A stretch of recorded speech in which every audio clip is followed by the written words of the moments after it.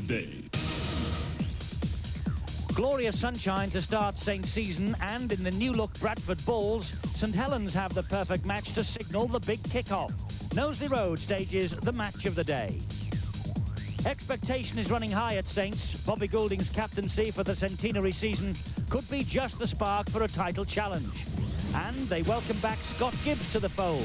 The Welshman missed 6 months with a changes at Bradford, and the Bulls have a match winner in Robbie Paul, tipped by many to emulate elder brother Henry at Wigan and cause a stir.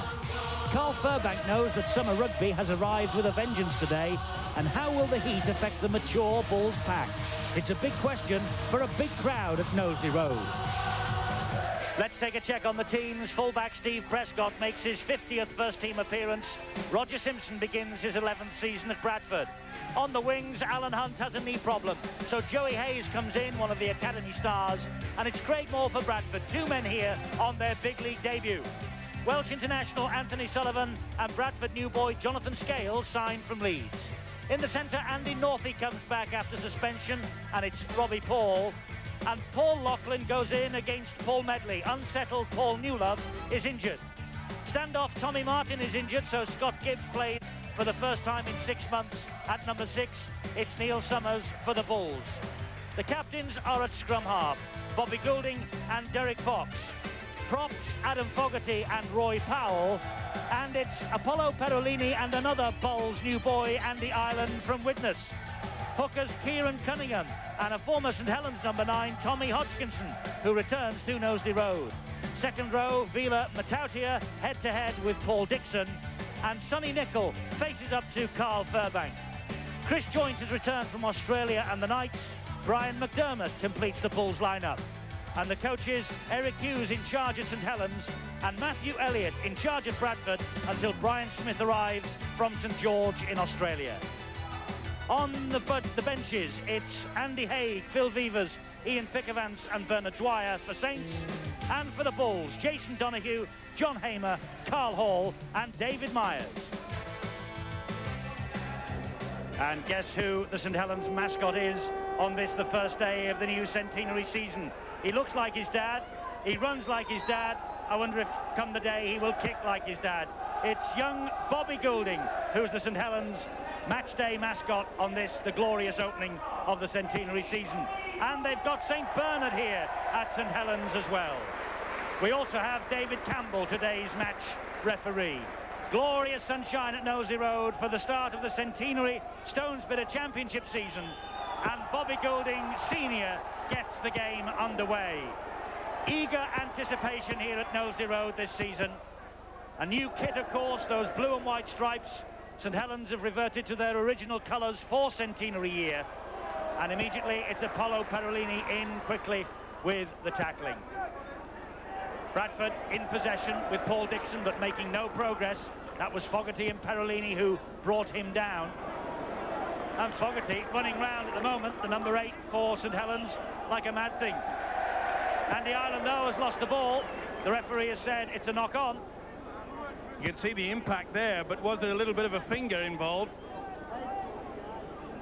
Well, Chris Joynt was all over the top of him, and I think the knee dislodged that ball. Bradford, most unfortunate there. But there's an air of expectancy about this St Helens side. They really do feel that this is going to be their year. Penalty against Bradford, Bulls at the scrum. Loose forward not packing down properly. Not allowed to peel away, of course. He must be part of the pack until the ball has come out from the back of the loose forward's feet. Picked up very well by the referee, David Campbell.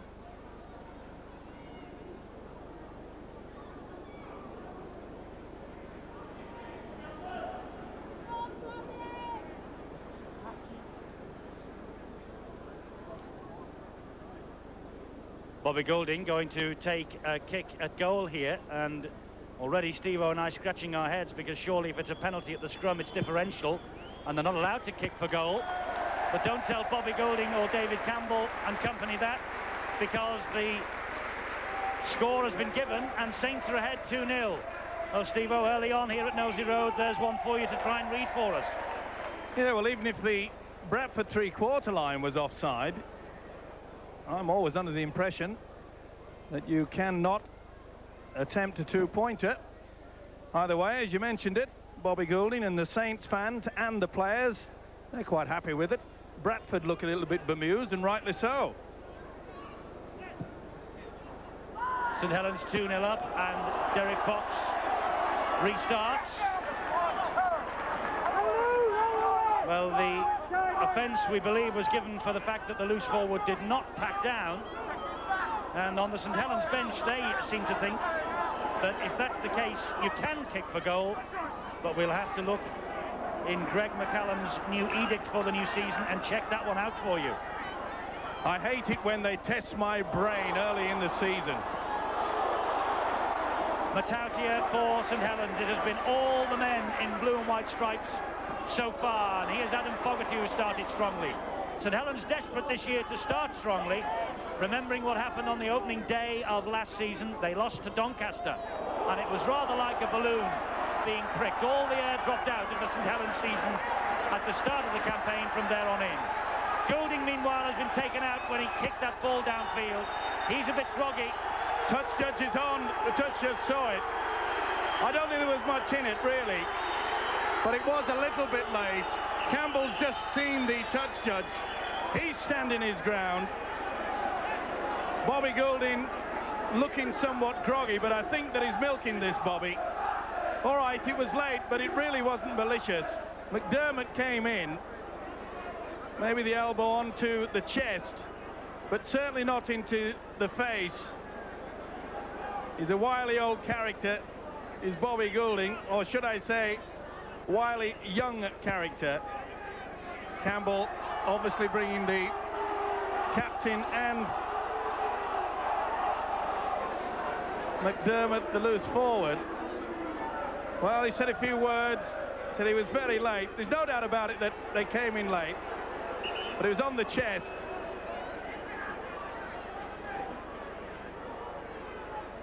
Hard times indeed for Bradford. They really are under the pressure. And well, Bobby Goulding is going to kick for goal again here, I think. The little yellow tee has been brought out that he uses these days. Good thinking as well. Very warm out there. Any opportunity to get your breath. And of course the chance to add a further 2 points. 2-0 it is, courtesy of the boot of Goulding. And this could be 4-0. 5 metres inside the Bradford half. Perfectly still day, though. He's got the distance, but he hasn't got the direction. And Roger Simpson is able to run this ball out for the Bulls. Makes 18 metres before he's clobbered by the prop forward combination, Perolini and Fogarty, who really have been hunting in pairs in the opening 5 minutes here at Knowsley Road. Of course, Bradford Bulls with plenty to play for, with new coaching regime in. And the first chance really that we've seen for them to move the ball around, but Sullivan and Loughlin quickly in on Dixon. We mentioned the hot weather out there. It's going to be interesting to see how this Bradford pack handle it. Experience, yes. Lovely ball from Roy Powell to Summers. He gets Fairbank away. Fairbank trying to go over the top looking for McDermott, and that's a St Helens knock on. That will be head and feed to Bradford at the scrum. Well, you see the shoulder charge coming here as the ball went to it. Fairbank, just as he was trying to get the ball away. But Powell really did produce a wonderful little short pass. And Bradford Northern have got the possession from the scrum, as you would expect with head and feed. Roger Simpson struggling to get to his feet. Here's Fairbank again, going in low on Fogarty. Taking Fogarty right in the breadbasket with the shoulder. Fogarty standing up well, though. There's Robbie Paul. Good work from Cunningham. Now Derek Fox. Reverse pass to Paul Dixon. Big collision with Matautia. Gets the ball away, though. This is Hodgkinson, former St Helens hooker, of course. How he would love a big game here on his return to Knowsley Road. Summers gives it to Andy Ireland. Andy Ireland offloads the pass to Hodgkinson, and he finds Fairbank. Furbank to his second row colleague Dixon. Not the best ball in the world. Simpson has to lose about 8 or 9 metres there. It'll be back to 6. Saints player, I'm sure, got a fingertip to that. Yes, the referee has wiped the tackle count clear. He is now his Furbank.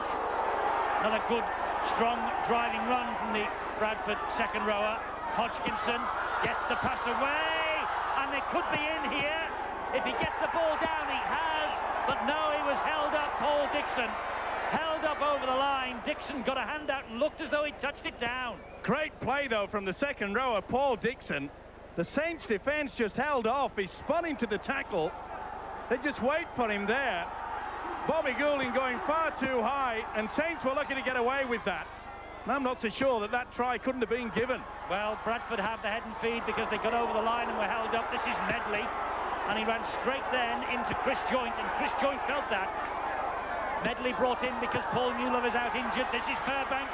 Bradford running hot. It bounces off the chest of Fox, and Prescott is able to run it away, but only as far as Medley. A temporary halt. Beautiful ball there from Fairbank, but good work also there from Andy Northey from Saints. The centre came in, a crunching tackle, and Fox couldn't accept the ball. First touch in the big league for Joey Hayes, the man in for the injured Alan Hunt, and Fogarty drops the ball, gives the possession there to John Scales, new boy at Bradford from Leeds. This match is starting to warm up after 8.5 minutes. Here's Powell. That was a bad mistake from Fogarty. He took his eyes off the football. They're really out on the rack, Saints. Andy Ireland, formerly with Widnes last season, now at the Bradford Bulls. This is Hodgkinson on his own. Tommy Hodgkinson just held up half a metre short. Ireland's the dummy half, going for the line, and great St Helens defence. Not the best ball in the world, and Goulding is able to pick up the pieces, but Saints are offside. Saints caught offside in that play, the ball in front of the sticks. Referee Campbell allowed the advantage, and you can see Bobby Goulding. No one's that fast. Bradford take a quick tap, and they nearly get over. Yes, no thought of 2 points on Bradford Bulls there. They're going for the big four, but they won't get them now because Cunningham has come up with the ball. Bradford, I think, believe that that ball was stolen in the tackle, but referee Campbell waving play on. It was. The hooker Cunningham clearly reaped it away. Joey Hayes loses the ball in the ferocity of these Bradford challenges, and ferocity is the key word. Well, you can see clearly the hooker has reefed that ball away. How on earth the referee has allowed that? Well, they must be spitting chips, this Bradford side. It was quite clear. Here's Summers, fed by Fox from the scrum. Now Roger Simpson ducks away from one challenge, but Scott Gibbs was after him. Look at this. Hand really pulling the ball away. Not the best ball. It gives possession to the Saints. The one over the top from Lachlan wasn't terribly clever. It went forward. Referee will put the scrum down again. Well, Sullivan has every right to complain about that. That was an awful pass. Half a chance as well. They were very slow to cut it across the Bradford Northern defence. He knows the chance has gone begging. It was not the best pass from Paul Lachlan. Lachlan drafted into the side yesterday after Tommy Martin went down injured. It meant that Scott Gibbs had to move forward to the standoff half position. Martin could be out for a couple of weeks, so there's a big chance here for the likes of Northey, Lachlan and Scott Gibbs to really stamp their authority. This is Hodgkinson, does well, get the ball away to Medley. Medley, normally a forward, of course, playing in the centres today because Newlove is out of the side and injured, unsettled also. Fairbank with a great run. Support arrives from Robbie Paul. Just talking about the Paul Newlove situation, by the way, Steve-O. Chris Casely's issued a hands-off warning today, the Bradford chairman, to all the other clubs. He says anyone found to be tapping Paul Newlove up for his services will be taken to the highest court in the land. Other clubs wouldn't do that, surely. This is Derek Fox. Up and under from Fox. Prescott there and sails into the air to defuse the bomb. Good play by the referee, Davy Campbell there. He shouted to the two Bradford players who were in front of the kicker, stay off him, and that allowed Prescott all the time in the world. Joey Hayes, the St Helens winger, is trying to grab this opportunity with both hands. He is Fogarty. Fogarty disappearing under the challenge from Hodgkinson and from Fairbank. Well, this game is being played at a ferocious pace. They've got to slow things down. Simpson's chasing back. And look at Goulding leading the charge, but Simpson escapes him. And Goulding just swats the ground in disgust.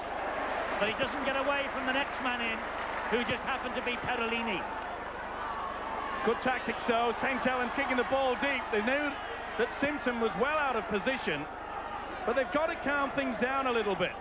It's panic football from both sides, and Saints offside. Indeed, and another chance here for Bradford Northern to build on that possession. It's a terrific run. Oh, not the best ball. What a shocking pass. I think it was McDermott on the marauding run. It was a super run from the loose forward, and then it was an atrocious attempt to get the ball away. Once again, it is panic football. Steve-O, the temperature out there must be in the upper 80s. This is Summer Rugby League with a vengeance. How on earth can you keep this pace going? Oh, they will, don't worry. These are wonderful, fit athletes. But I'm surprised that two experienced players like Bobby Goulding and Derek Fox, both the skippers, they've got to slow it down. Do not panic. That is the key at the moment. Lash tackle here for the Saints. High kick. Tester for Simpson. Oh, and he blows it and drops it into the arms of Nicol. Nicol all the way! And Nicol with the try! Roger Simpson couldn't hang on to the high kick. It bounced off his chest, and that was an early Christmas present for Sonny Nicol. Little General Bobby Goulding, he calmed it down on that occasion. I wonder if Nicol was in an onside position. He didn't make any attempt to go to Simpson. He was under no pressure whatsoever. He throws the dummy. Derek Fox has no chance, the big second rower. You can see Campbell pointing to the others, but was Nicol in front? Either way, once it touched it, Campbell said play on. Look at the pace there.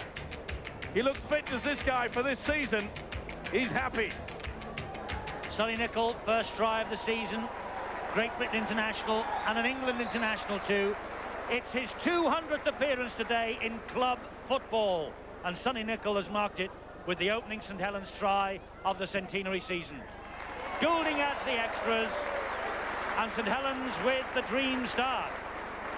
Saints 8, Bradford Northern 0.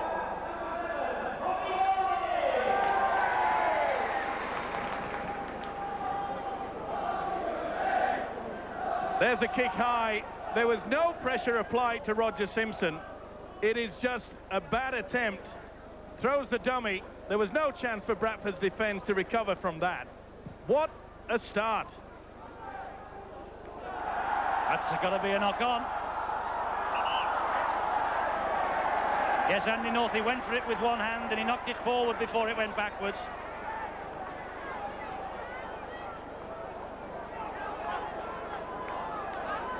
Hard one to decide upon. In the in-goal area to drop out from underneath the St Helens posts. Either way, he should have taken it. Just a lack of concentration. Still basking in the glory of the try that was scored. So a chance here for Roger Simpson to make amends for the mistake. Some other news from the Bradford Bulls camp this morning. Bradford have made an official approach to Leeds for the services of their Kiwi centre, Kevin Iro. Bradford want Iro to team up with New Love in this new centenary season and build up to the Super League. Watch this space. I think the only way they're going to get Kevin Iro is if Paul Newlove goes to Headingley. Another bad mistake. They really are trying to force the pass both sides. And very early in the tackle count also, Steve-O. They're putting themselves under pressure, the two of them. Well, it's a tension. You can feel it out there. Expectation here in this ground. The Saints fans, they want it to be their season, as I'm sure the Bradford Bull fans also. It's a good performance from Bradford so far. They really have utilised their forwards and made quite a lot of half breaks against this Saints defence. The Saints leading 8 points to 0, and of course one of the big talking points around this ground today was the prediction from Steve-O on Friday that Saints are going to win the championship. You stand by your words? My word. Talking of standing, that was pretty high. Fairbank, McDermott went first, and it was Carl Fairbank that finished it off, and he caught one for his corner also.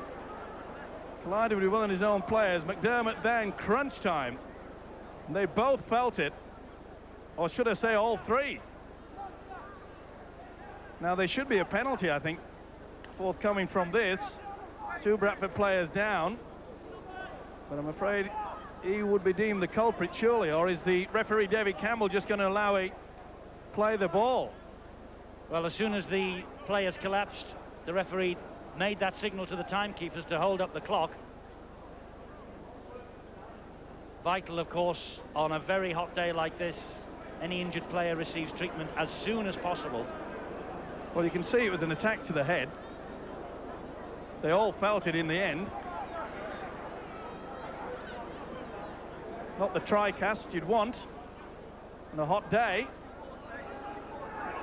The referee saying, well, let's get on with it, we'll just play the ball. So Goulding dinks one over the top, Sullivan streaming in, and Simpson this time did well. Goulding trying to test out Simpson again with the speed of Sullivan, and Simpson is immediately enveloped and hauled back. Oh, it was a beautiful cross into the corner kick from Goulding, and Simpson was caught out of position again. Good job his speed was on hand there, but a good run from Roy Powell. Halted by the tackle from Perolini. Here's Hodgkinson again.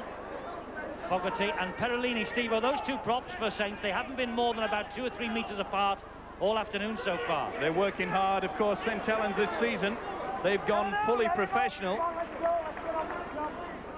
So their minds and, of course, the fitness, their bodies will be put on the line on a regular basis. Summers with a lovely run. He got round Cunningham. Matautia is tracking him and has lost him. Now can Summers take on the fullback Prescott? Well, Matautia came back, and Summers, I think, believes he's been hit by a forklift truck. Fox to Fairbank. Dribbling skills from Fairbank into the arms of Scott Gibbs. Saints will launch another attack, but in a moment, because that was Powell with the tackle. Good run from Summers, but the big problem was then none of the Bradford players could keep pace with him. Beautiful dummy and step that went through.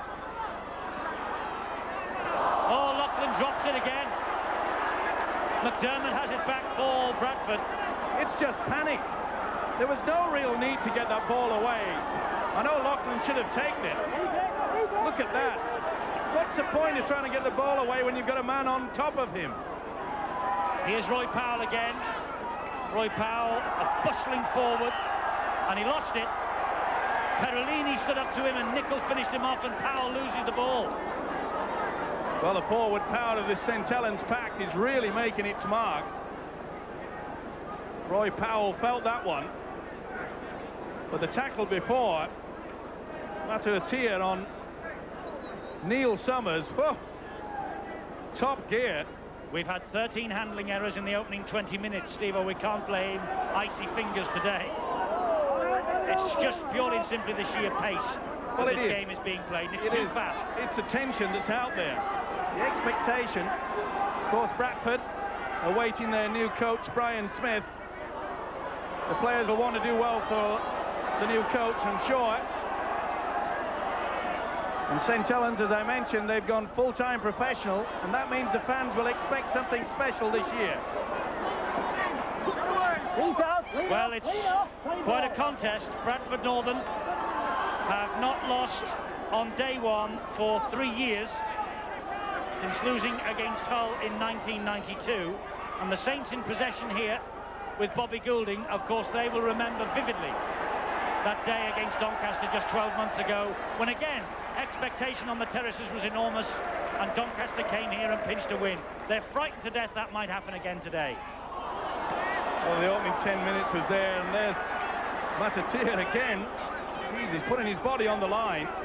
Another good kick, though, from Bobby Goulding. He knows that Roger Simpson, the Bradford full-back, is putting himself under a lot of pressure, a lot of nerves out there. But we've yet to see Bobby Goulding start running with the football on the angle. Medley tried to force the pass again and he lost that. That's a knock-on against Bradford. He was disappearing under the challenge. Why get the ball away here? Mind you, Perolini got a hand to it. He sure did. But why make the attempt? He could see it was clearly dragged out. It was on the 5th tackle, Steve-O. The ball clears the scrum, and that was a lovely ball from Goulding to Hayes, and Hayes crowns his debut with a try in the big league. Tremendous try.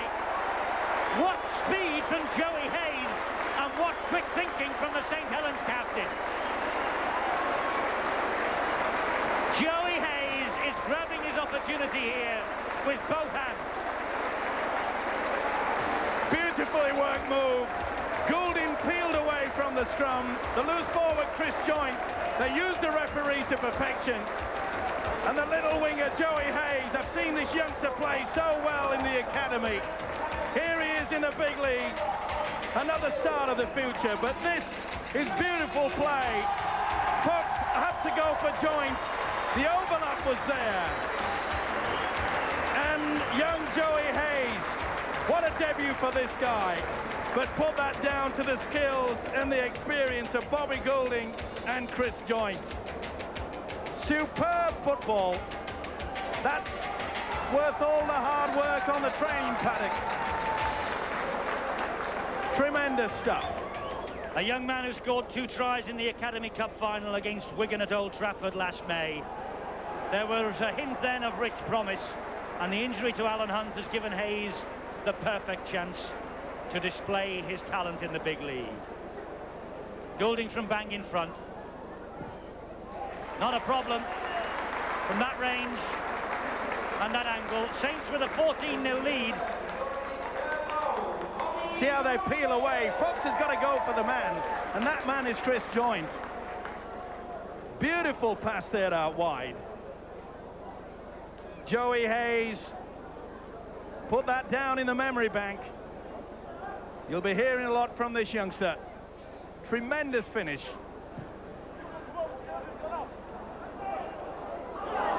The call from Hayes was a good one to Perolini. What's more, he gets the ball back to the prop forward.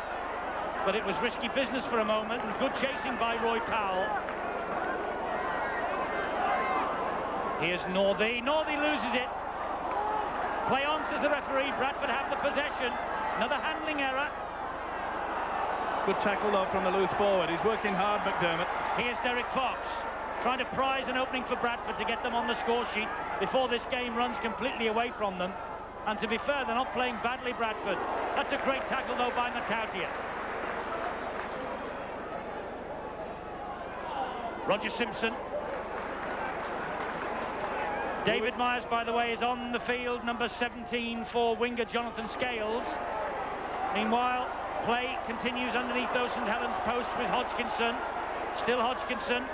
Gets away that time from Fogarty. They have a man out wide, Bradford. Summers couldn't get it away. Crunching tackle from Gibbs.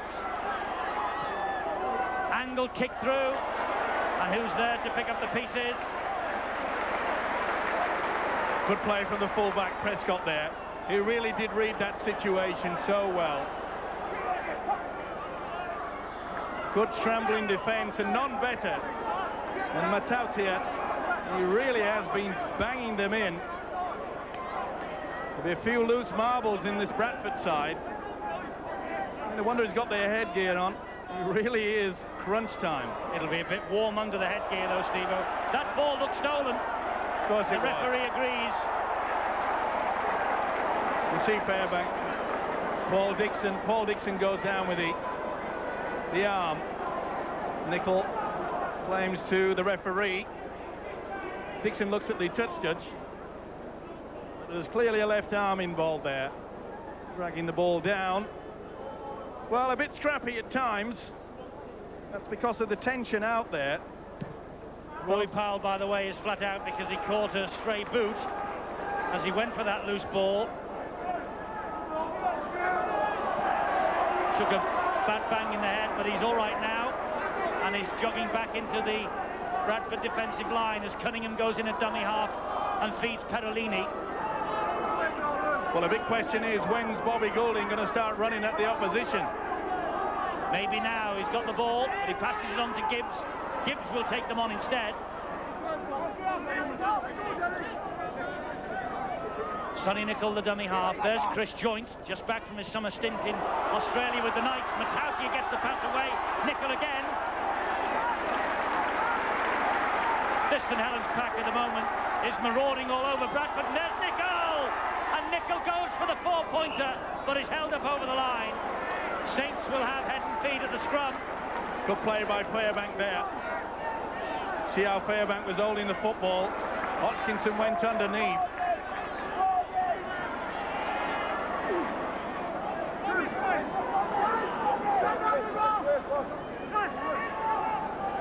It's Bradford, though, who are in possession. We thought that should have been a scrum down because the St Helens man was held up over the line, but referee David Campbell closer to it than us. Oh, and then Medley drops that, but again it was stolen.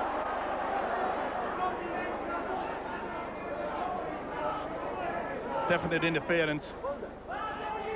The rule states that once you've made the tackle, you must roll away. The opportunity of the ball carrier to bring the game back into play. You can see the anguish on the players' faces now. It is very, very warm. Saints not back to 10. Offside. And Hodgkinson just asking whether they should kick for goal. This is the second penalty. Close to the post. The Bradford have decided to run. This is Dixon. Well, twice in the opening half here, Bradford have had chance for points and they've run the penalty. Will it come up for them this time? McDermott so close. Good tackle from Nicol. And trying to get the pass away was Hodgkinson, but it's a knock-on against Saints. Goulding. Well, Bobby Goulding was very quick there. Surely it must have been a hint of an offside. He had to reach back for that one. Well, Hodgkin was trying to get the ball away. There's Bobby on the Bradford side. How on earth did he appear there? Here's Robbie Paul. He's been fairly quiet. Now Hodgkinson. Oh, and again, Bradford trying to do the impossible, really. The prop forward, Andy Ireland, trying to release the ball and just managed to hang on to it. Fairbank spins, gets the ball away, or did it just bounce off into Roy Powell, and Roy Powell for the line, and the scrambling St Helens defence keeps him at bay. They won't keep Hodgkinson at bay. Hodgkinson on his return to Knowsley Road gets the try. His try has put Bradford back in this match, his first of the season. Good thinking from the hooker, and good play also there by Fairbank trying to keep the ball alive. Powell shows a lot of strength, but I'm afraid the St Helens defence was very slow, especially Matautia. They would slowly get back into the situation, and the hooker took full advantage. Kept his body low. There was nothing that Prescott could do about it. That is a well-taken 4 points. Dixon went over it again just to make sure. But they held off Powell, and look how they swarm around him. From the quick play, the ball, you can see Lachlan saying fill in. Matautia does, but I'm afraid there wasn't much effort there. So Hodgkinson with the try. Derek Fox now with 128 successful kicks last season will try and improve matters, and he's missed it. Turned away as soon as he clipped that one, and the gap is 10 points. Really should have been 8. There you see the Saints defence. They're just hanging around while the player, Powell, is getting up to play the ball. Hodgkinson, he knows there's a chance. He kept low. That's a well-taken 4 points. The kick-off from Bobby Goulding, by the way, as Hodgkinson celebrates the try, has sailed out on the full. Bradford had a penalty on the halfway line. That's why they are in possession. And inside the St Helens half.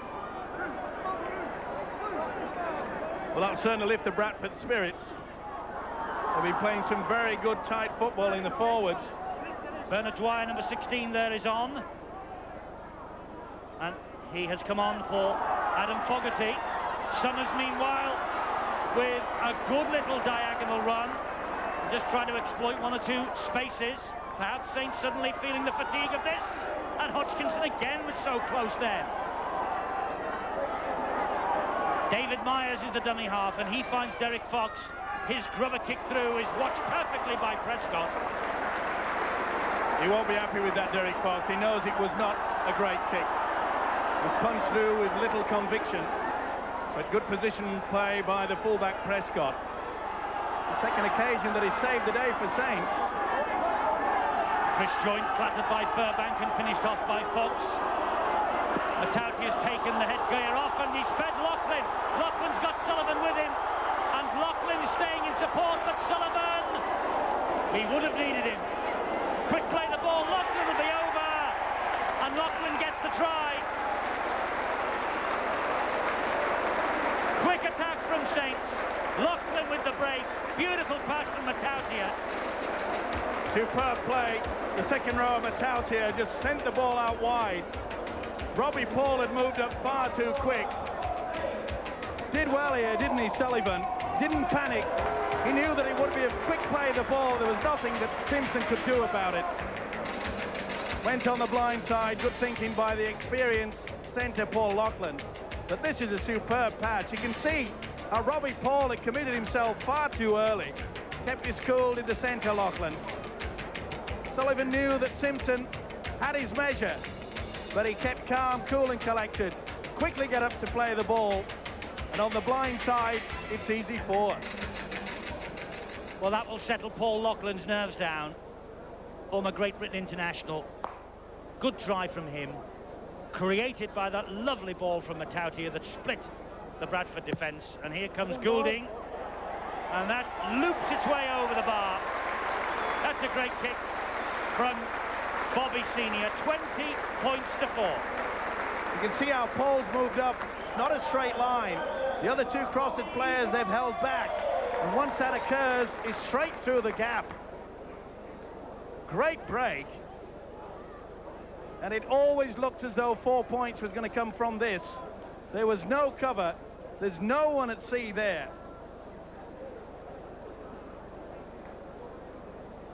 So Paul Loughlin with his first try of the campaign. Just to confirm that Dwyer has come on for Fogarty, and Andy Northey with that run from his own line for St Helens from the kick-off. Here's Joey Hayes, just got a bit quiet since he scooted in for that try, Hayes, but he's a robust little player. Now Perolini. Tackled by Medley and Myers. Sane 2, trying to bring down Cunningham, but my word, he's a live wire as this St Helens hooker. Perolini, the dummy half, to Goulding, who was screaming for the ball. He runs diagonally across, feeds Dwyer, hole opens up for Dwyer. Nicol tries to get away from Andy Ireland. Still going Nicol. Two men come in to help. The tackle was completed without Nicol hitting the deck. Goulding drop goal attempt. Pushed it wide. Idea was there. 1 point's better than nothing, but it just skewed off the side of the boot. Chance there, but that was the first time that we'd seen Bobby Goulding actually run at the defence, run the angle. There's a substitute, Bernard Dwyer, that came back on the inside, and the gap was there. The Saints, though, Steve, are running hot. They really are today. Playing very well. And what's more, forcing the errors all the time from Bradford. That was a forward pass. Carl Furbank just beginning to lose his cool a little. Well, a few fists were flying there. Bernard Dwyer, Carl Fairbank. Pretty rough customers, both of them. It's Goulding who gets the possession from the scrum. He finds Steve Prescott, and Prescott takes it into the Bradford quarter. More pressure on this Bradford line. Chris Joint. St Helens are using the blind side very well. Quick play the ball, and Bradford are being caught on their way back. Bernard Dwyer takes the ball to within 8 metres of that Bradford line. Cunningham, he gave it to Matautia, who went for the line, and the strength of Matautia saw him home. A great run from Matautia. delayed pass, and the man who created the try for Loughran earlier gets one himself. Beautiful set piece this. Bobby Goulding runs the dummy on one side, and the big fella comes charging through. Matautia in for the four. A well-worked move. They thought Bobby Goulding was going to get it. Nice work from Cunningham. Delayed pass. Crunch time. It just made them hesitate enough with a dummy run, but did he get it down right? I think he may have lost it. Let's take a closer look to this one. Well, Campbell was in a good position. I think he lost it. Well, downward pressure. The upper part of the body, of course, can still be classed as a try, so Campbell obviously was quite happy with that ruling. Goulding from bang in front, he improves the Matautia 4 to become 6.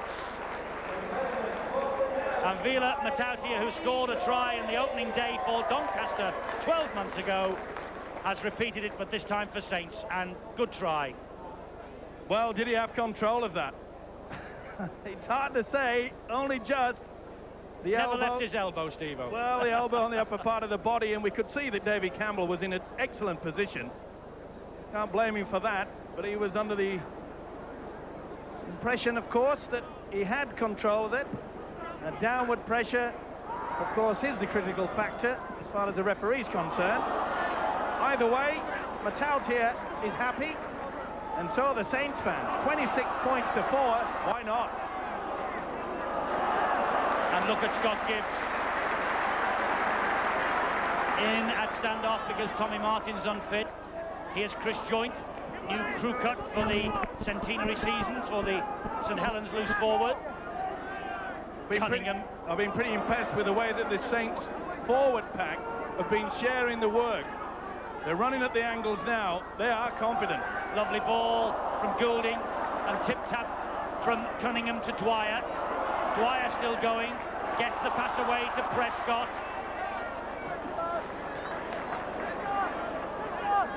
Last tackle here for St Helens. Goulding with another drop goal attempt. Misses again. And the little captain allows himself a smile. Good tactics. He realises that it's a restart on the quarter. So Bradford still in their own half. And the way that Saints are tackling now, a little bit dodgy in the first opening 10, I thought. Saints players going far too high, but the message obviously has got out to them from their coach Eric Hughes. One low like that, Bernard Dwyer at the bottom, and the big fella's crunching in over the top. Derek Fox finds Andy Ireland. Gets the pass away, did well then, Fairbank. Stoppage time now, first half. Just be a little bit of that. The pass from Fox on the bounce to Simpson. He fancies taking them on himself. Prescott's there though, Simpson's after him, and Simpson did well, but Prescott managed to roll himself back into the field of play. Good play from Simpson, the fullback punching the ball through. He went round, he had the speed, but once again we saw the excellent position play of the fullback Prescott. Did well, didn't he? Scrambles into the field of play. Fairbank's been caught, I think, with a little short one. Just gets it in there over the top. He missed, I think, but trying to get the elbow. Frustration. The tough customer, as we know, Carl Fairbank.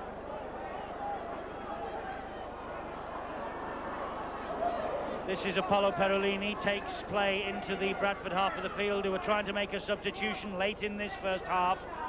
They want to bring Carl Hall on for Paul Dixon. Referee spotted a little knock-on by Bernard Dwyer. There's Hall waiting to get on. Lost control there. Maybe a little bit of interference with Paul Dixon. Well, Paul Dixon's been told by the coaching staff of Bradford to stay on the field because they're deep in stoppage time in this first half, and so we might see Hall coming out at the start of the second period. Medley with a strong run. They're missing new love, Steve-O, Bradford Bulls, no doubt about that. They sure are, but we have not seen Derek Fox inject himself into the game like we normally do. Here's Roy Powell. forwards, and before the match we thought that perhaps this mature Bradford pack would struggle in the heat. They have done pretty well. They've worked very hard. Problem is they haven't been supported by the three quarters, but as I mentioned, they're just not getting the link together through the forwards, then out to the three quarters. Fox might now, little dab kick through. Hayes is there, but the referee has pulled Bradford's winger David Myers back because he was offside. He was standing in front of the ball when the kick came.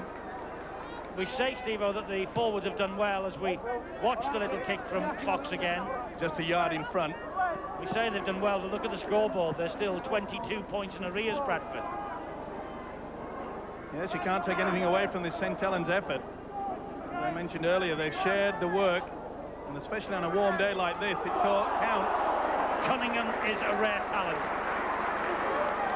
The Welshman going to push Martin Hall all the way for a place in the World Cup squad of his country. Nicol to Goulding to Matautia. Look at the power from this fellow. He's got some pace as well. He gets the ball into Nicol. A last-ditch effort, but that was surely a double movement, and the referee agrees that's a penalty. Nicol with the double movement. The penalty to Bradford, but my word. Why on earth did he do that? All it needed was a quick play of the ball, but what a run. What a game this kid's having. Matautia, look at the strength there, and the step. But he should have taken the tackle, a quick tackle there. Good work from Fox. He covered back as well as he could. It was a great chase back from Derek Fox, wasn't it? Tremendous stuff. There's the siren at half-time, and it's a much prettier picture at Knowsley Road than it was 12 months ago. Joey Hayes with a terrific try early on, the second for St. Helens, after they eventually got their act together. And this new St. Helens team in the new centenary season kit goes off, and Bobby Goulding getting a pat on the back from one of the supporters. They know how important he is here at Knowsley Road. Matthew Elliott there at the bottom of your picture, streaking off to have a word with the Bradford team, who trail at half-time by 26 points to 4. From the home of sport, this is Sky Sports.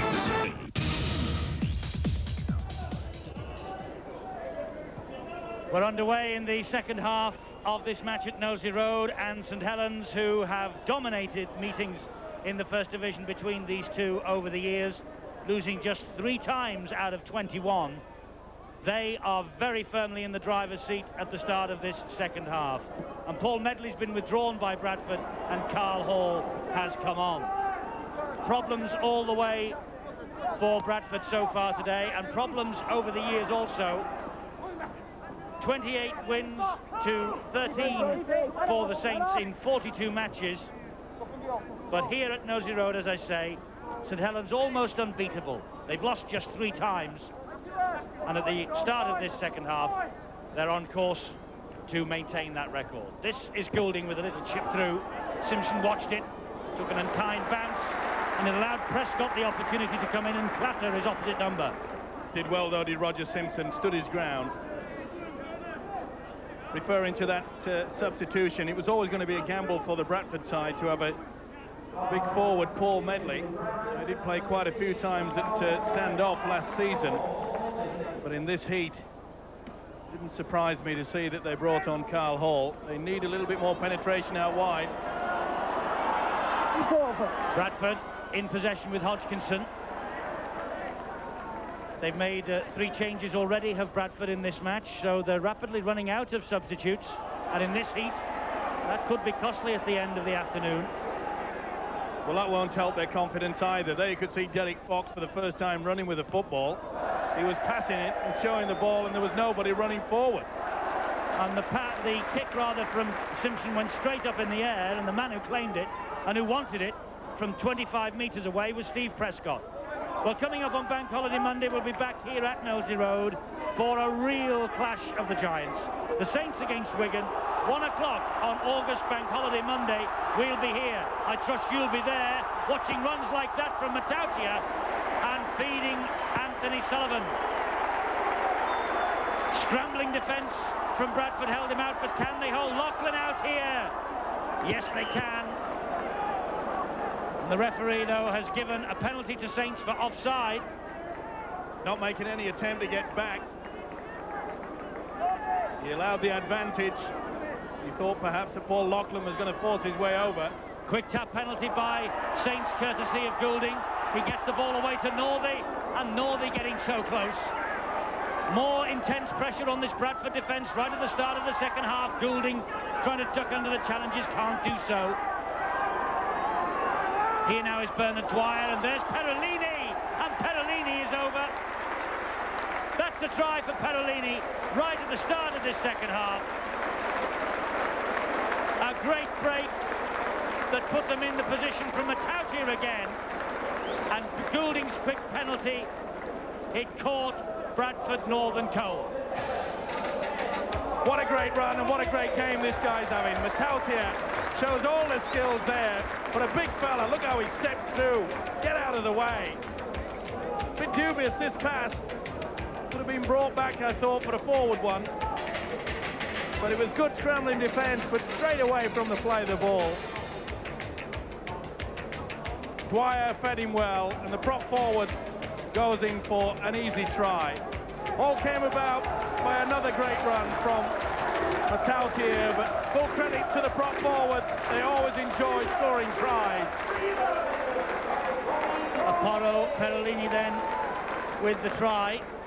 32 points to 4, because Goulding has added the extras. Bang in front of the sticks. And St Helens really have got this game now by the scruff of the neck. Always great to see a forward racing through like that, but not only did he just make the break, there were some beautiful skills there. A couple of side steps, a bit of a body swerve as well. Bradford have made a change. They've brought Roy Powell off, and they've brought John Hamer on. I think I counted one too many for Bradford at the start of this second half. They still have one more change allowed. That was their third alteration in their formation. But they've a long way to go, and just one change is allowed. Going to be interesting to see how St Helens handle this now. A 32-4. Will they coast? Now, so often in the past couple of seasons, they've gone to sleep. Are they going to have the killer instinct in this, the centenary season? Let's hope so. Scott Gibbs working hard at the marker position. Hamer picks himself up, plays the ball to Hodgkinson. So there's McDermott on the run. Fairbank looking round for support. There was none forthcoming. Robbie Paul, the dummy half, to Fox. Kicks into the open space. But that's the Bradford problem. There is nobody following up that kick. And Hayes is able to get past two. And a good job that the Bradford captain was alert to the danger, and he ducked Hayes to the floor. Good job that Hayes just ducked as well. And that's be a penalty. I think you'll find that Paul Dixon is the culprit. And the hands in there. Hall helping out, not happy with it. It's been a happy day for second row Paul Dixon, but you can see that there was interference. Dixon's been doing that all afternoon so far. Stealing the ball in the tackle. Bernard Dwyer takes the tackle, and Bradford Northern player caught one on the top of the head for his pains. It was Andy Ireland. Another lost ball. Chris Joint couldn't hang on.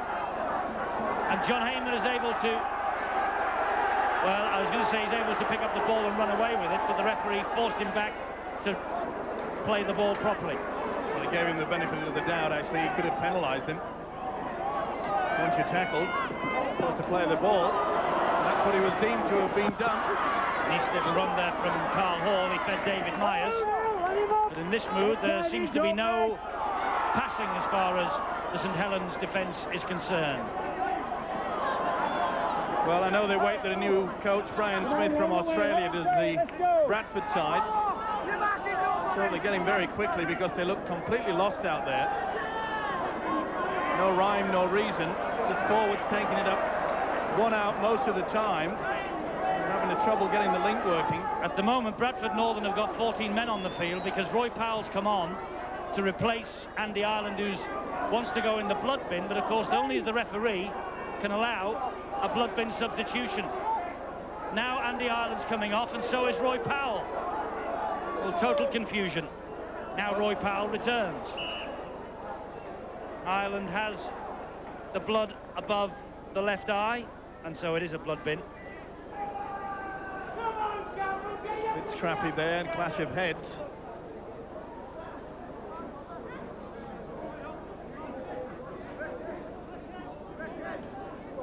That change will not count in the overall list of substitutions, providing Ireland returns within a quarter of an hour. Carl Hall is the dummy half. And this is McDermott. We saw him, of course, on Boots and All last week, with his professional boxing career in full flight. Now trying to keep his rugby league career going. Derek Fox. Oh, look at that. Matautia and McDermott, the boxer, didn't like the challenge. He didn't like the challenge on Derek Fox, and McDermott came in and swung the right hook. And the professional boxer McDermott unhappy. Well, he took it into his hands, didn't he? He suggested that Matautia, coming with a swinging arm, wasn't happy with it. Maybe Campbell pretty quick to get involved. This will be interesting. Just lost his marbles, I feel, the loose forward. Is that a fine game for Bradford? One of the few players was a cruncher. So McDermott felt that he'd take matters into his own hands. Well, David Campbell seems to agree with the verdict on the challenge of Brian McDermott because he's given Bradford the penalty. Was pretty high from Matautia. Had a fine game. Silly penalty did he give away. And incredibly, Steve-O, Derek Fox here going for goal, whereas at 2-0 down early on, they had a penalty in a kickable position and turned it down. Decided to run it. At 32 points to 6, they decide to go for it. Well, I just can't believe it. This is the incident. The swinging arm, and he made a good contact, didn't he? He's lucky to be on. That really was a lot of intent. And not surprisingly, the coach, Eric Hughes, says, come on, fella. This game's won. I can't afford to have you sent off. Pickavance has come on, and Vivas also has come on. Eric Hughes making a couple of changes. Bernard Dwyer is in the blood bin. Matautia replaced by Pickavance. Well, that's good thinking by the Saints coach, Eric Hughes. Beginning to get rough and tough out there, and Saints really do have this game in the bag. No point in antagonising things. A few words being said between McDermott and Matautia. Well, that's finished now, unless he wants to shout at him while he's sat on the bench. All right, lads, let's go. Come on, Last tackle here for Bradford Northern, with Derek Fox kicking downfield to try and relieve the pressure, but straight down the throat of Anthony Sullivan. Sullivan fancies taking him on out wide. That's a good chase, though, by Craig Moore.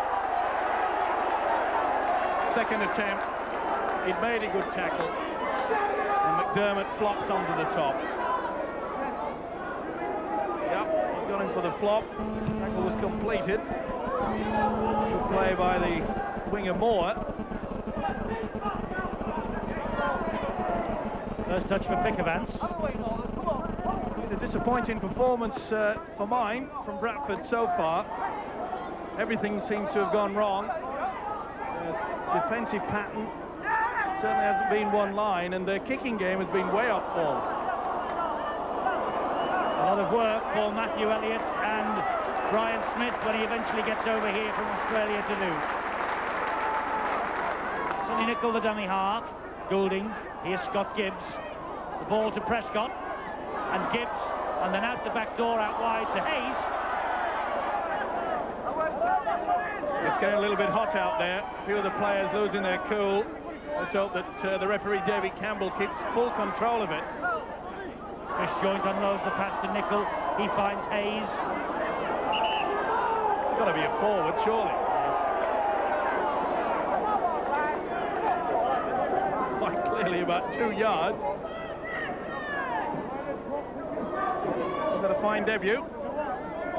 Nice try he scored. It was a beautifully worked move by Saints on the blind side. So many teams do that these days. Nice to see set patterns coming into our game.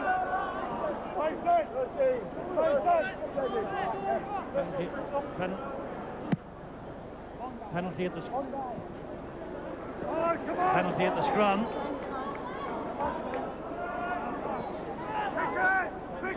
Bradford up to the halfway line. There's John Hamer. Good run from him. Derek Fox now. And Dixon again dragging Bradford towards that St Helens line. Fox turns the ball back to Hodgkinson. Out wide to Simpson. Simpson still going pretty strongly and so close to the line. St Helens scrambling to haul him down. Summers, long ball to Fox. Short ball from Fox to Hamer.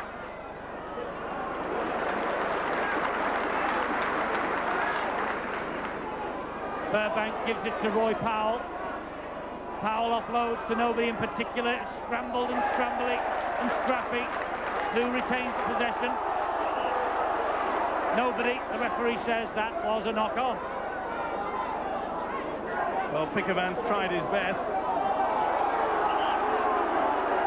And I think someone's having a few words to David Campbell, and I think he could go into the sin bin and have a guess who it is. Mr. Bobby Goulding. The face of anguish belonged to Eric Hughes, the Saints coach, as he sees Goulding take 10 minutes in the bin. Meanwhile, Bradford Northern sweep the ball from right to left to try and make their one-man advantage pay. Well, it has been a problem over the years for Bobby Goulding to keep his cool.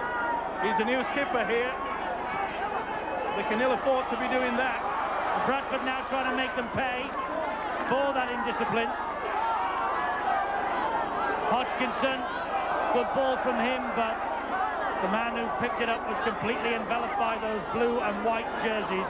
Paul Dixon, though, picks himself up and plays it quickly. This is Fox, now Summers. Oh, the intercept! Anthony Sullivan! This is try time for Sullivan. Moore won't catch him.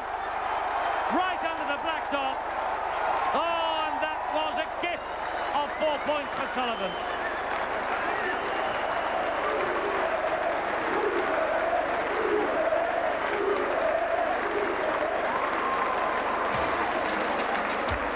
He took the gamble to try to keep the ball alive. The Summers that spun the ball out wide. Sullivan read it to perfection. A great finisher. He's looking forward to a great season. For Saints may have Alan Hunt out for the entire season. And when they see a winger like this, Anthony Sullivan going in for a try, he read it to perfection. Summers trying to spin the ball out wide, one of the very few occasions that Bradford have even attempted to do that, and they pay the price for what will be surely another 6 points. Well read, timed it to perfection. Yes, intercept, try to Sullivan, a gift, 4 points. And a change of kicker for St Helens, because Bobby Goulding, of course, just a moment or two put in the sin bin, so Steve Prescott. And for his first attempt, he's bang in front. Well, they've committed Harry-Carry, Bradford, and they're trailing by 38 points to 6. Sullivan had committed himself early and was rewarded. Plucked it out of the air. Like a low-flying duck. Crunch. Come here. Anthony Sullivan, 4 hat-tricks last season, but just 1 try in the last 2 months of the campaign. Delighted that he's got his new season tally underway here. Jason Donoghue has come on now for Bradford Northern. That is the 4th change. He has come on for Neil Summers.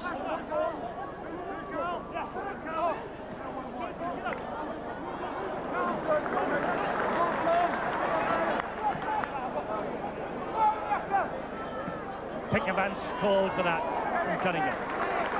Took the tackle. Cunningham quickly. Saints playing the ball so quickly. The tackle not completed. Cunningham is allowed to pick himself up and continue the run.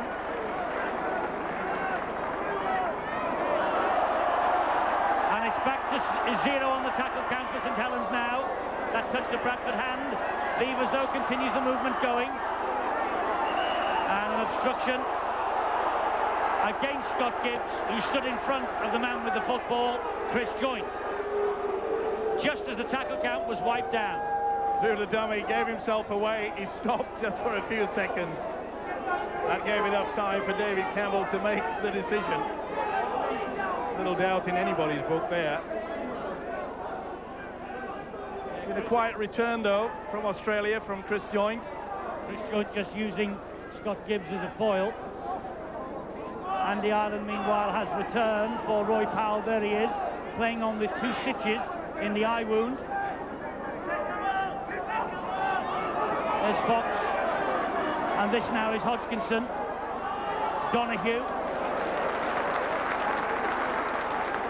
Hodgkinson again. They come this way with Dixon taking on Joint, looking for support. Simpson's there, and Simpson touches it down. Roger Simpson gets over for his first of the season.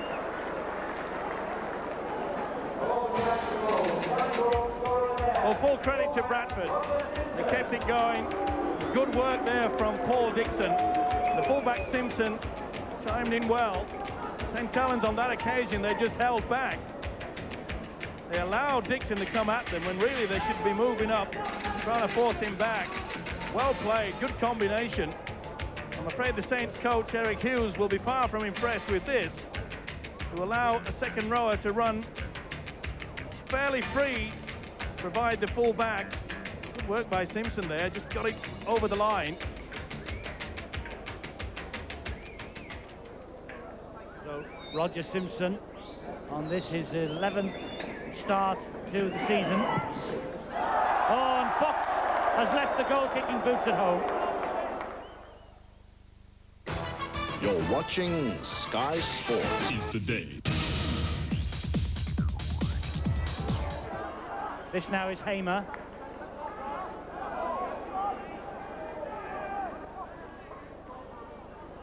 Here's McDermott.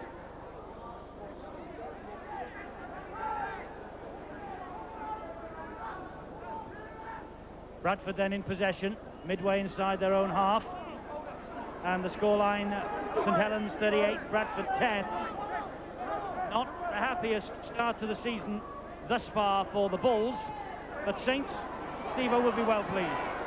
They'll be happy with what they've produced. They've worked hard. As you mentioned, that Bradford side, they'll be eagerly awaiting their new coach, Brian Smith, because he's got a lot of work to do. Well, he's in daily contact with Matthew Elliott, his first lieutenant. It'll cost a bob or two with a telephone call tonight, because he'll have plenty to say, and I'm afraid not much will be good. You really could only point to Tommy Hodgkinson, the hooker, and Brian McDermott, that really has done anything outstanding for Bradford so far.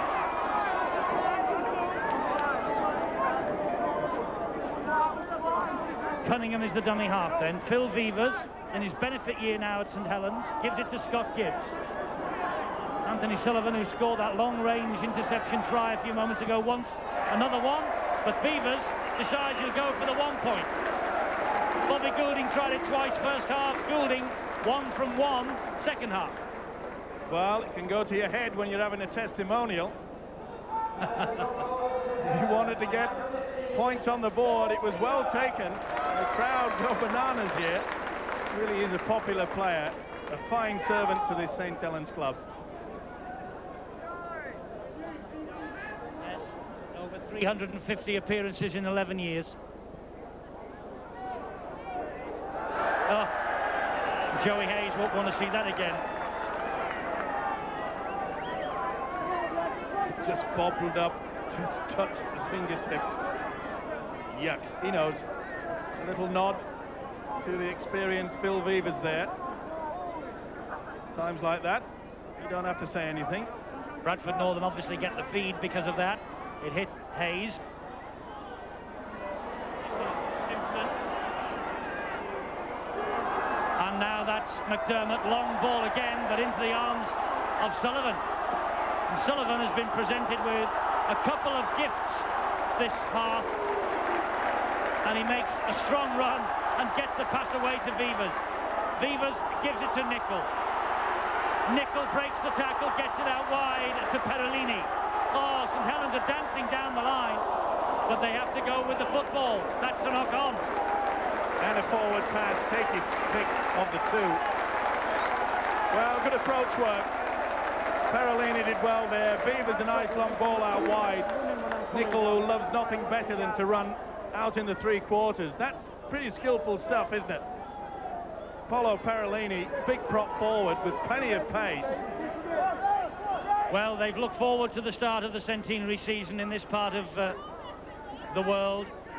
The handling errors for St Helens and Bradford really creeping up to alarming proportions. But they've looked forward to the start of this season for so long at Knowsley Road. Steve-O, the omens are good at 39-10, despite the fact that they have to carry the burden of being your title tip. Yes, I know the players and the fans weren't too happy about that. Eric Hughes was beside himself. I heard he was looking for a rope. Yeah, but not for himself, for you. This is Fox now. He gives it to Fairbank. But I think that Eric Hughes will have to agree. There's still a lot of work to be done in this Saints side. It's last tackle this for Bradford. Hodgkinson to Ireland. Out wide, Dixon one-handed, dabs it through. He looked at the referee, saw the hand was still raised. Oh, that's good chase from Dixon. Prescott had nowhere to go and was dragged over the try line and tackled. It'll be a dropout from underneath his own posts. Good play by Dixon there. The substitute, Carl Hall, helping. 100% player, Paul Dixon, but he knows that he's under a lot of pressure today. Bobby Goulding has returned from his spell in the sin bin.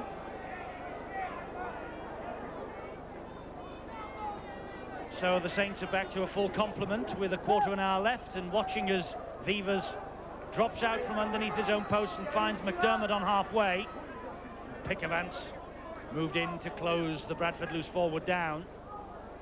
Here's Hamer, strong run from him. Joint, the first man to get in the tackle. Bradford enjoying greater possession second half, but not doing much with it. Nice reverse ball.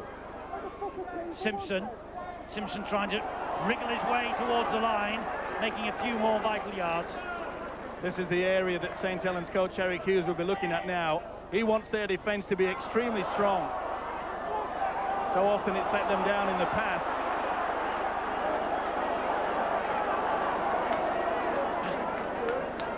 The St Helens hand got in there, and that look forward from Derek Fox.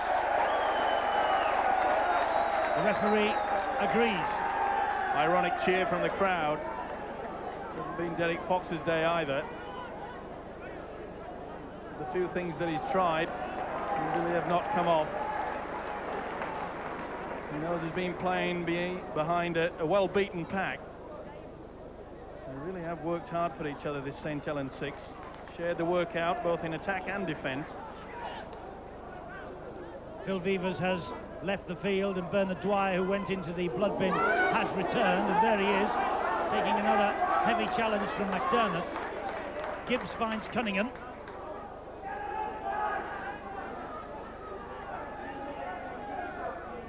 This now is Bernard Dwyer at dummy half, and now Pickavance. Keeps the movement going to Chris Joint. Joint almost through. Donahue hanging on to him. Gets the pass away though to Gibbs. A hole opens up for Gibbs, who has got Goulding with him. And Goulding tries to come inside Simpson. Looks out wide and sees Sullivan's there. Credit Bradford for that defence. Super play from Simpson. They turned him inside out, but he was equal to the task. Loughlin gets the ball away to Northey, and Northey creeps his way towards the line. He was halted just short. It's the last tackle. Nicol dabs it through and straight into the arms of Carl Hall. Well, Nicol won't be popular with Bobby Goulding. Goulding was shouting for the football there on the last tackle. He wanted to apply the kick. Not the best effort from Sonny Nicol. Carl Hall says thank you. Here's Andy Ireland. How close was Northey? Looks like that it might have actually touched the whitewash, Stephen. You know, I might agree with you this time, Eddie.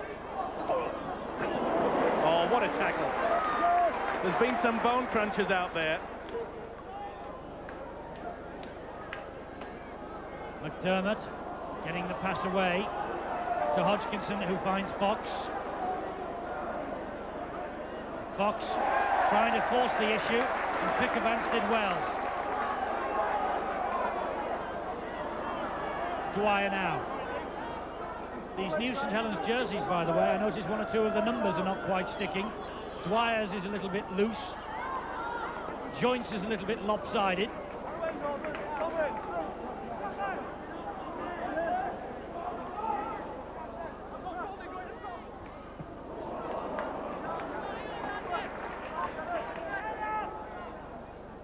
Prescott from dummy half.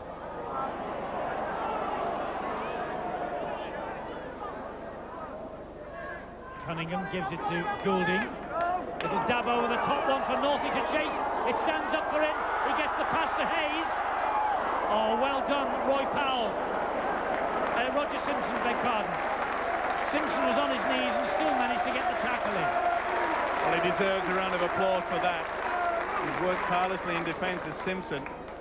A bad mistake in the first half that led to the first try. He should have taken the bomb, but he's tried to make up and succeeded with some beautiful defence. Now Donahue. He tried to hurdle the prone players ahead of him.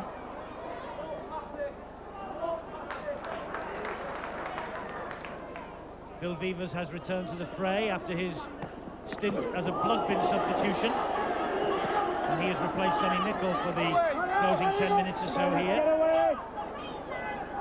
There'll be some very tired bodies out there, Steve-O, because it's very hot. The heat really is intense. And yet they've kept up a very good contest, these two, and the standard, particularly from St Helens, has been excellent. Yes, both sides really do deserve applause on that count. We're always thinking about the fact that the more older and experienced pack at Bradford would find it very tough. Oh, that's good defence, though. Tremendous work there. Well done, Robbie Paul. It's things like that, even though the scoreline is 39-10 against you, that the coach can at least smile. That's one of the good things, perhaps, that will be conveyed to Brian Smith down under. Well, this defeat, as it will surely be now for Bradford Northern, rather Bradford Bulls, as they are now known. It took us a while to get used to that, I suppose, but it was maybe to be expected because they won only 4 of their last 11 matches in the First Division. And suntanned Eric Hughes, no doubt delighted with what he's seen from his St Helens side, but knowing the coaches, Steve-O, they will have, despite the fact that Hughes is a winner and Matthew Elliott today is a loser, they'll have plenty to say. Yes, every coach in the first 3 or 4 games just rub out a few glitches and problems that they have, especially in defence. It's pretty difficult to get a pattern back into the swing of things. As I mentioned earlier, that's the one reason why perhaps St Helens coach Eric Hughes will be looking intently now at what they do in these dying moments. Last tackle here for Bradford. They're just short of that St Helens line. Can Fox conjure something up for them? Donahue with a high kick, and that will land almost on the roof of the boxes behind the St Helens goal there.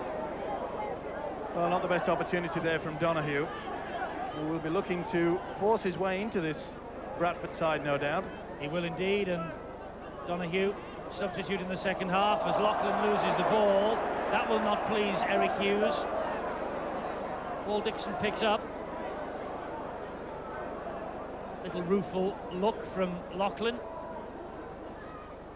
McDermott. Castleford Leeds coming up for you here on Sky Sports next Friday night at 7. Big Yorkshire derby, and what a weekend we have for you. We have a match on the Sunday as well, and on August Bank Holiday Monday we're back here at Nosey Road for Saints Wigan, the first big occasion of the brand new season. The Sunday match, of course, will be decided after today's game here at Nosey Road, and when we've had a look at the results and how the teams have gone on the opening day. So stay tuned for where we'll be next Sunday. This Sunday, of course, we're watching the Saints and the Bulls. The Bulls with a match well and truly beyond them now, but still trying to finish with something of a flourish. And Fox going for that line, tossing the ball back inside. Hodgkinson, the kick straight into the breadbasket of Myers. He could almost have been called offside, but Saints have the football. Well, there's very little that Myers could do. It just appeared in the breadbasket at full speed. Good run from the youngster Hayes. There's a replay of that kick. He's pleased the crowd there. It looked a bit of a high one floating in as well. David Myers made the mark, and the substitute Phil Vevers gets up smiling. Obviously got his teeth intact. Goulding to Dwyer, and there's Gibbs. Gibbs has seen an opportunity and finds Sullivan brilliantly, and Sullivan will be in. Sullivan, his second of the afternoon. Another man with the number falling off the shirt, but look at the numbers on the scoreboard, and Saints have coasted the victory here. Great ball from Gibbs, who saw the opportunity. Tremendous play, one of the few occasions that they got the ball out wide. But Gibbs there really did accelerate at the right moment. Donahue had nothing to do, couldn't help that. Sullivan flying away. He's had a fine game. Nothing fancy, just plunks the ball down. Dwyer did well. Look at the determination through there. You could see that Donahue had just held off him enough. There's nothing that Craig Moore could do about that. That was superb run, superb play. Anthony Sullivan, his second of the afternoon, as I say, just one try in the last 2 months of last season, but 4 tries against Bradford here in the 54-3 win 2 seasons ago. Another big victory for St Helens today. And can Goulding make it an even bigger victory? Not this time. 43-10. There you see the man moving straight through. Jason Donahue was far too quick moving in. It was just enough for Scott Gibbs to go through the gap. He knew it as well. He turned on the gas, but not as much as this guy. No fuss, no silly dives, plonk it down, make sure of the 4. Fox restarts. Well inside the final 5. Loughlin will run it back. Northey has been withdrawn and Andy Haig has come on for the closing 5 minutes or so. There he is.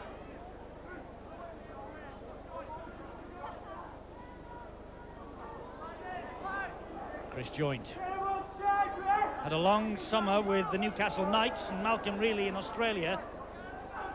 Came back here just a week ago and straight in to the centenary season of the big league. Well, you're right, Eddie. Whoever stuck the numbers on this Saints jumpers, is it the heat that's just peeling them off? There must be 6 out there. It's Goulding with the high kick. Vevers is after it. A tester for Simpson. Vevers tries to get to it. Who got the hand? That looked to me to be Bradford Northern Simpson, and it was. The referee gives Saints 6 to go. It was a good run from Vevers that put the full-back under pressure. Nice combination. High kick, Vevers running through, but I'm afraid Roger Simpson has looked very unsteady when the bomb's gone high. Here's Goulding attacking the blind side with Loughlin. He steps away from Fairbank. Fairbank gave up the ghost then. Cunningham spins it into the arms of Perolini. Bradford, I think, are looking for the final siren. They'll be glad when this is all over. Will Gould use the kick? He hasn't put one in yet. It's Vevers who gets it away to Haig. And Andy Haig, the substitute's only been on 2 minutes, but he's got the try.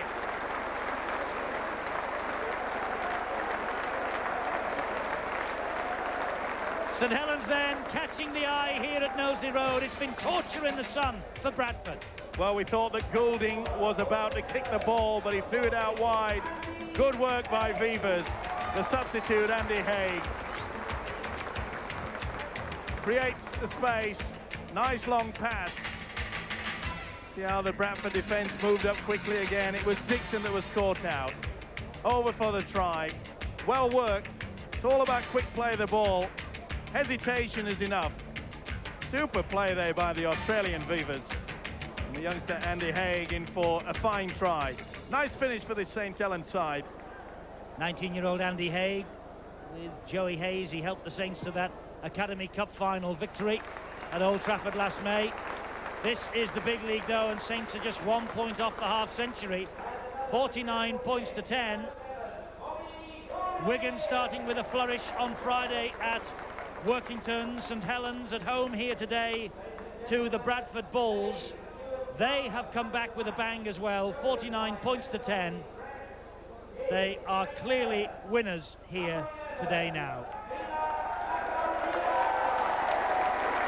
Derek Fox then restarts. The Bulls will be delighted to hear that final siren. I think now, Steve-O, they have thrown in the towel. They've had enough. They want to go home, lick their wounds and regroup for the next one. Yes, it hasn't been a tremendous performance by them. They know that they've got a lot of work to do. So are Saints. I'm sure that their coach Eric Hughes realises that also. But he'll be pleased with what he's seen. The way that they've shared the work. The forwards have run onto the football, especially out wide. They really have skirted the centre area. And this guy, well, is always going to cause a lot of problems to any defence in the world. Loughlin to Goulding again. Goulding scampering through. He's got Sullivan there for the hat-trick. Sullivan gets the hat-trick and Saints top the 50 points. What a day for St Helens. What a day for Anthony Sullivan. A hat-trick on day one. 4 hat-tricks last season. And the Saints have run red hot today. The first time that Bobby Goulding has gone from the open side to the blind. Super run, isn't it? Nothing that Roger Simpson could do about that. It was timed to perfection, the pass. And fully deserved the hat-trick. You see how he took them away to the open side. He could see they were slow to move up on the blind. Lovely swerving run. The inside run from Sullivan, timed to perfection. That is the number 5 that's flying on the back of his shirt. But he won't mind, he's got the magic 3. And a second ago, Bobby Goulding from bang in front added the extra 2. 55 points to 10, and what a difference 12 months makes. Remember, on the opening day last season, the Saints were beaten by newly promoted Doncaster. A disappointing start to their campaign. Nothing disappointing about this. St Helens throw the gauntlet down. Perhaps they will be Wigan's nearest challengers this centenary season. Well, good to see there that Robbie Paul back on his feet. He collided with one of the players. It's all over, and what a day it's been for St Helens and Anthony Sullivan. A hat-trick of tries in this second half. Bobby Goulding, his captaincy starts with the win he really desperately wanted. It's been an excellent all-round display from Saints. And one of the new boys, Joey Hayes, will be well pleased with his opening 80 minutes in the big league also. Paul Loughlin scored a try. Bradford, they will go home, they will lick their wounds and they will come again. And Derek Fox knows that perhaps radical surgery is needed on this Bradford Bulls team. The hat-trick hero, though, is Anthony Sullivan, and Saints cruised it in the end, 55 points to 10. From the home of sport, this is Sky Sport.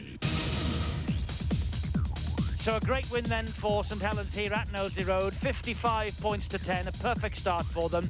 Tries, the hat-trick from Anthony Sullivan, Nicol, Hayes, Loughlin, Matautia, Perolini and Haig.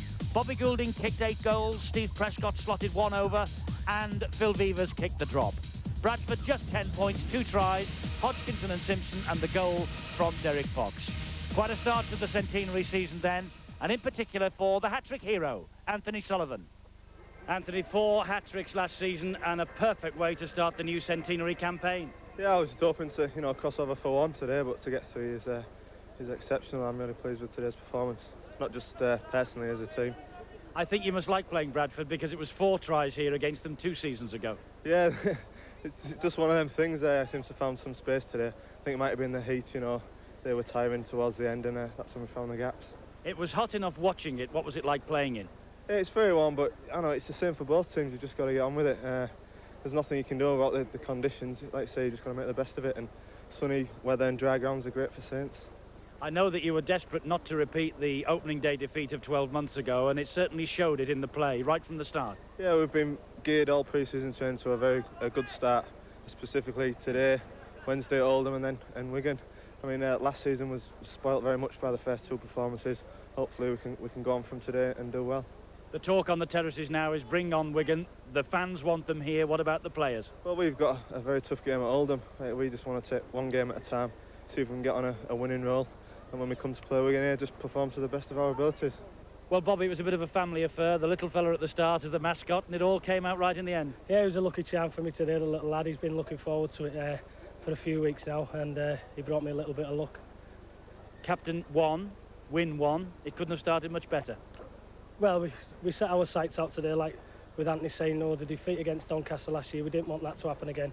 And to put 50-odd points over Bradford, who were, up there with the top contenders, is some feat. Their coach was giving us a load of stick in the press and in the camp, saying, we've not got nothing to offer. Well, the scoreline shows that we have got plenty to offer, and we are going to have a serious attack on this centenary championship. A lot of people fancy your chances, and of course Steve-O has already tipped you to take Wigan's title. How did that go down in that dressing room? Well, it adds a little bit of pressure. Even Maurice Lindsay said that. We take our hat off to Wigan. They're a great outfit. But like I say, we're just going to take 1 game at a time, and hopefully, if things go with us, we can come up with the championship. Well, it's Oldham next on Wednesday, but everyone on the terrace is already talking about next Monday and the Wigan match. Yeah, it's in the back of our minds, but like I say, if we're going to win the championship, we've got to go to places like Oldham, places like Workington, like Wigan did on Friday, and win it there. Watersheds is never an easy place to go to. We drew there 19-all last year. We're going to go there with the right attitude, the same attitude what we showed today, and hopefully we can come out with the win. And how's this captaincy resting on those broad shoulders? Oh, I'm loving every minute of it, more added responsibility, but, I'm taking it in my stride, and the players are really helping me a lot. Chris Joynt's, since he's come home, he's really helped me a lot as vice-captain, and I'm looking forward to what is going to be a great season for St Helens. Matthew, I know that isn't the start that you wanted. No, it wasn't a result we were after. All credit to St Helens. I thought they played exceptionally well today. And on the other side of the ledger, I was a little bit disappointed at the way we executed. But, this is obviously a big challenge to start the season, and all credit to St Helens. I thought they played exceptionally well. The opening 10 minutes, it was played at breakneck speed. I mean, did you have enough under the bonnet, do you think, to see you through in this heat? Well, I wasn't too disappointed with the way we started, but we continually coughed the ball up to St Helens, and a side that's that gifted with the ball, you can't afford to do that, and eventually you're going to pay the price. And I think that the point spree that you saw at the end was a result of us not completing our sets earlier on in the game. We just ran out of juice. Do you take any encouragement at all from this defeat? Oh, you need to find the positives. I mean, it wasn't hard to find the negative things, but, I found some positives out there. I was particularly happy with the way Brian McDermott worked today. He came up with a bit of a silly error for us early in the game, but he certainly appeased himself with just pure work rate. I know that the telephone lines will be buzzing between here and Australia tonight. What do you think Brian Smith will say to you when he hears this news? Well, Brian and I have discussed everything that could possibly happen, and obviously this contingency was brought up as well. Again, we just had to find the positive out of it. I'll give Brian a full brief on how I feel the individuals went and how I feel we went collectively.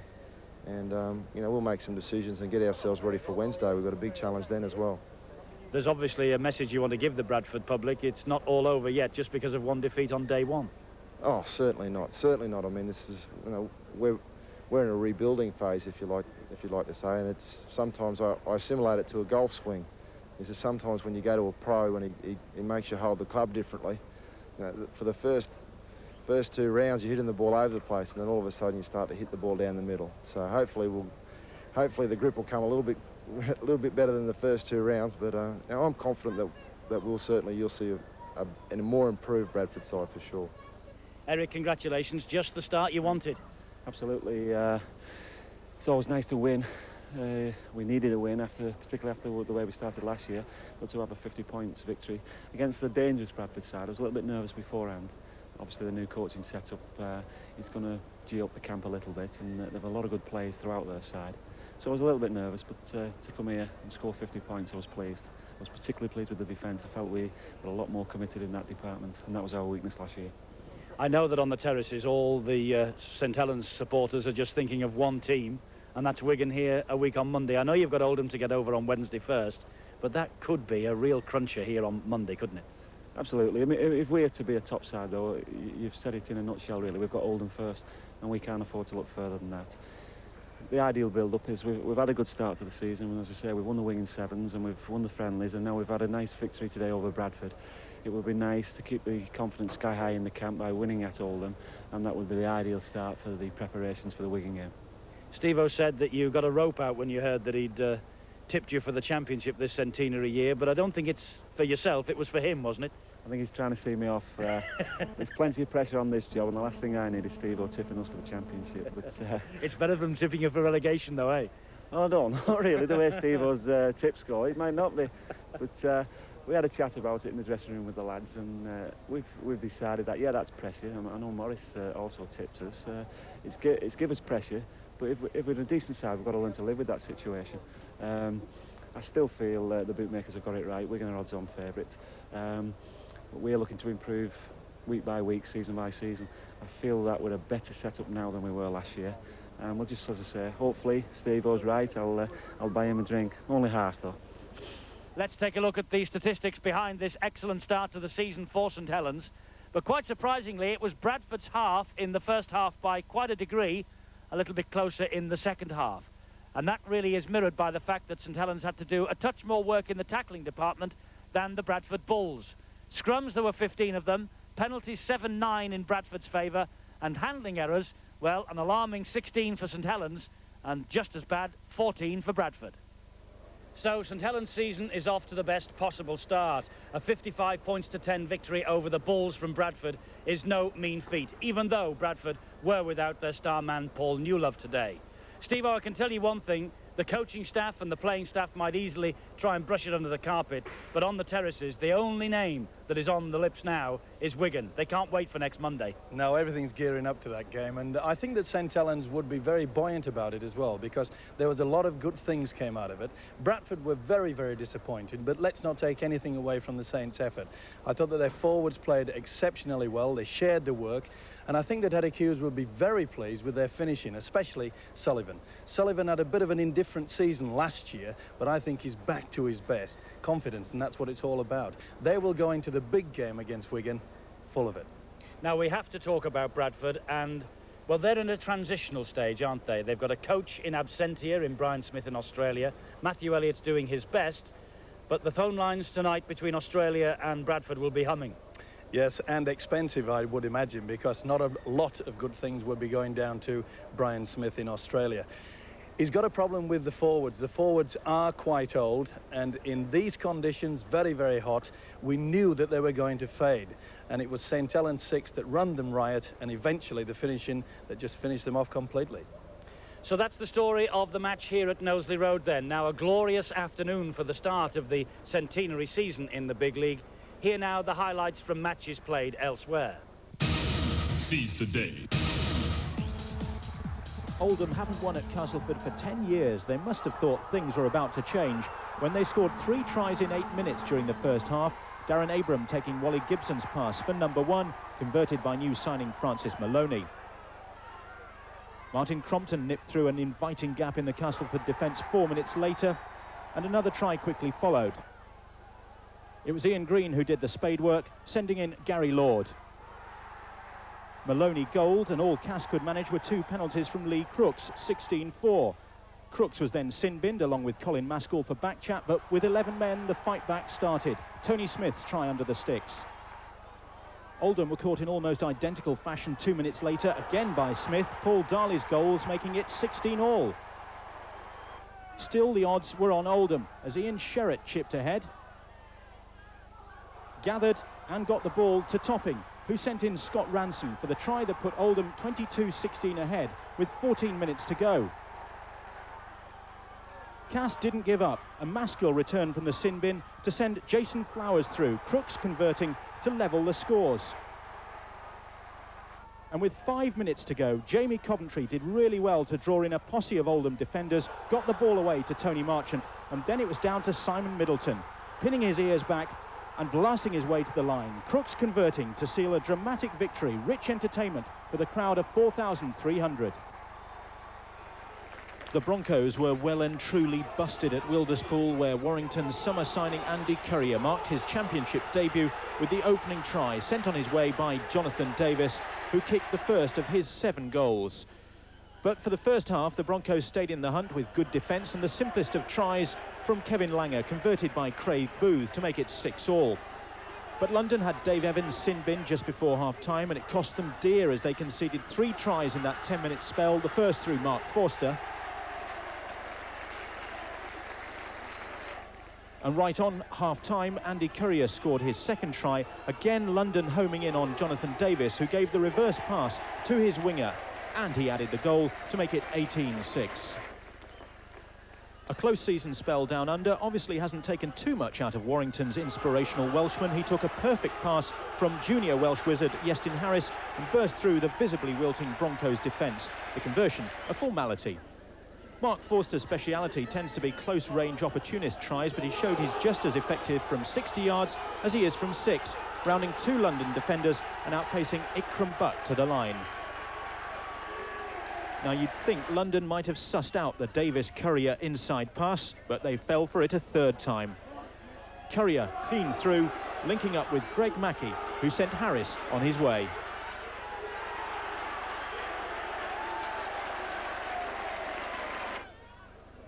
London were hard-pressed to cope with Warrington's fluent game, and the youngsters Phil Sumner and Mike Wainwright created the Wire's 7th try, this one for Davis, his conversion giving him 22 points for the afternoon. The final glory belonged to Mark Forster, who completed his hat-trick. The London Broncos urgently need their reinforcements from Australia if they're to be a competitive force.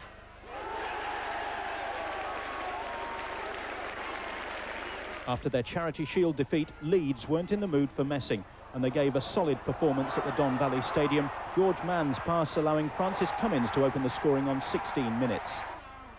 Cummins converted and Leeds went further ahead when young scrum half Dave Gibbons sidestepped 2 tackles, again for Cummins to convert. On the half hour, Alan Tate crossed for another Leeds try. And just before half-time, Cummins scored his 2nd, courtesy of Craig Innes. Sheffield sent on new signings Sonny Wakarau and Andy Hay, but Leeds maintained their grip. In fact, Gary Mercer extended the lead. Cummins completed a hat-trick in the 66th minute, and the Eagles' only joy was a Richard Price try. And 3 minutes from time, substitute Paul Cook rounded off a convincing win for Leeds.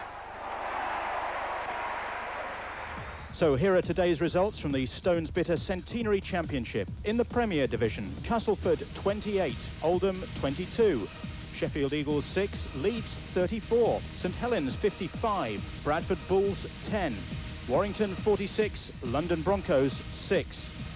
In Division 1, Huddersfield 26, Keighley 36, Hull 20, Featherstone 26, Rochdale 21, Batley 14, Wakefield 14, Whitehaven 44, Widnes 48, Dewsbury 6.